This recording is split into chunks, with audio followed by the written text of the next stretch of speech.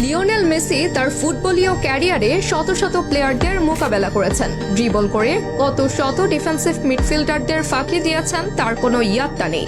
তবে মেসি যাদের ড্রিবল করেছেন তাদের লিস্ট করা হলে ব্রাজিল থেকে নিঃসন্দেহে থাকবেন ক্যাসেমিরো। ব্রাজিলের ইতিহাসের ডিফেন্সিভ মিডফিল্ডার বলা হয় ক্যাসাকে। সেই ক্যাসা এবার জানিয়েছেন মেসিকে থামানো তার জন্য কত বড় বিষয় ছিল। বিশেষ করে বার্সা রিয়াল যখন এল ক্লাসিকোতে মুখোমুখি হতো তখন মেসিকে থামানো সহজ হতো না, তাও আবার মেসির প্রাইম টাইমে, যখন মেসি বাঘা বাঘা প্লেয়ারদের কাটিয়ে যেতেন। সেই সময়ের স্মৃতিচারণ করে ক্যাসেমিরো বলেন, মেসিকে থামানো ছিল অসম্ভব। ক্রুজ কখনো মডরিচের সহযোগিতা লাগতো আমার, কিন্তু আমি একা কখনোই করতে পারতাম না। মেসিকে একা সামলানো কঠিন ছিল ক্যাসেমিরোর জন্য। টপ 5 ডিএমএফ এর একজন ছিলেন ক্যাসেমিরো। কতটা বড় মাপের ডিএমএফ ছিলেন ক্যাসেমিরো তার ছোট্ট উদাহরণ দেয়া যায়। 2018 রাশিয়া বিশ্বকাপে যে ম্যাচে ক্যাসেমিরো ছিলেন না, ওই ম্যাচে বেলজিয়ামের বিপক্ষে হেরে বিদায় নিয়েছিল ব্রাজিল।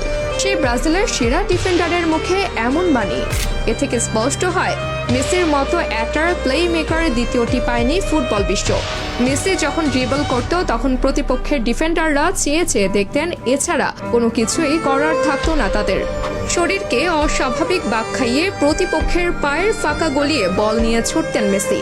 বয়স বাড়লেও মেসি এখনও সেই আগের মতোই রয়ে গেছে।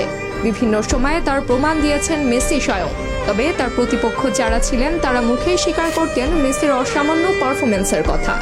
ক্যারিয়ারের প্রাইম টাইমে ইউরোপে খেলতেন মেসি। বার্সার হয়ে ভুরি ভুরি রেকর্ড আছে তার।